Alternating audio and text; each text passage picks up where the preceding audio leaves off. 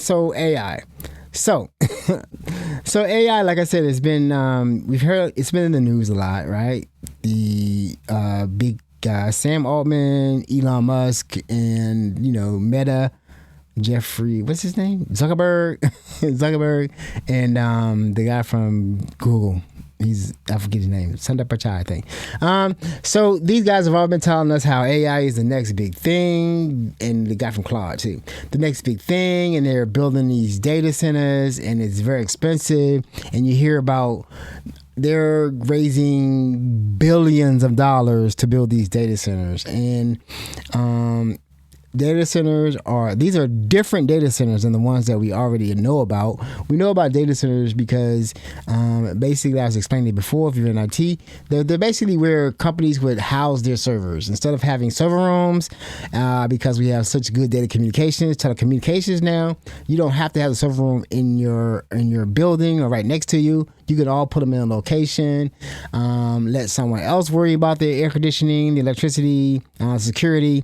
You just run a nice data line to there, run two, have fault tolerance, and then you can just let that operate. So that's what data centers used to be, or just what they would house servers for other companies, or like Meta would build their own data center to house their servers for Facebook. Right? And they'll be all around the world because of fault tolerance, load balancing, things like that.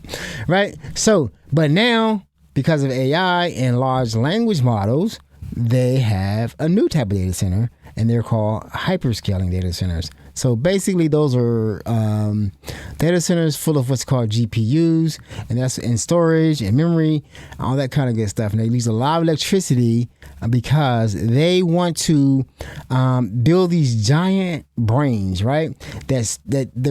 What they do with those. I'm gonna try to put it in regular language. Is basically just scrape the entire internet and entire known. All the known information in the world.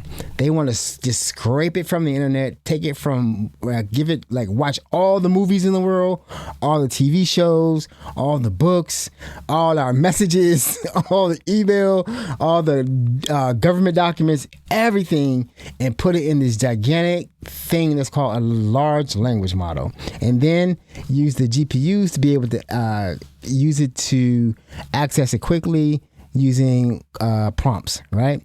Prompts are how you talk to a large language model. So basically, you type in something. What's the current temperature outside, or what's the chance of me winning $1 million? How can I win $1 million?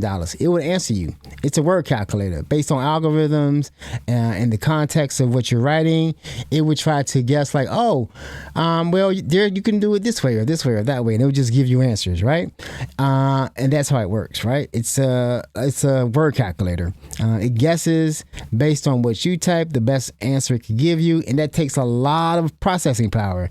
And that's why they need all electricity, because there's a bunch of GPUs running. This is for everyone in the world. So they're doing coding, they're doing images, they're creating AI videos, all at the same time, right? However many people need to access the data on that particular large language model or do work for them, it's all done from these hyperscaling data centers, right? The data centers they need to learn or train the LLMs, and then they need to host them for inference. Inference, meaning that they need to answer your questions, right? So they always need to learn, because basically when you do an LLM, you have to update it or do a new one because there's more information coming, right?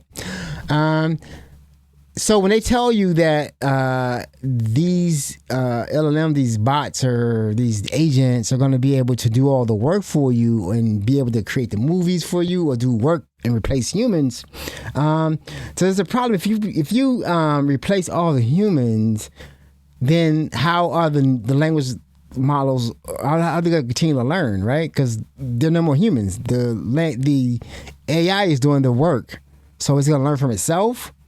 they're not alive. They don't really dream. They don't really think. They're not wondering what can I eat tomorrow, or maybe I should go on a vacation, or how would it be? I've been wanting to go to Greece. I want to go there, and then they're gonna go there and experience Greece, and then maybe get inspired to write a book or open a company to help other people go to Greece. Right? They don't do that. They just sit there and wait for you to ask it a question. They can't dream. They can't, they can, you could give it prompts and have it come up with an image, but that image is based on images that were already created, right? It's not going to create a new, it can't create something from nothing. That's what I'm saying, right? You as a human being have experiences, and you can create something from nothing because we think. They don't think, right? They answer, they respond. That's what they do. And it costs money. And how they charge for these using these large language models, they charge you using what's called tokens. Tokens are like words or parts of words or phrases. Basically, when you type, those are tokens. And then those are so many tokens. Then when it responds, those are so many tokens. So going back and forth is using tokens. So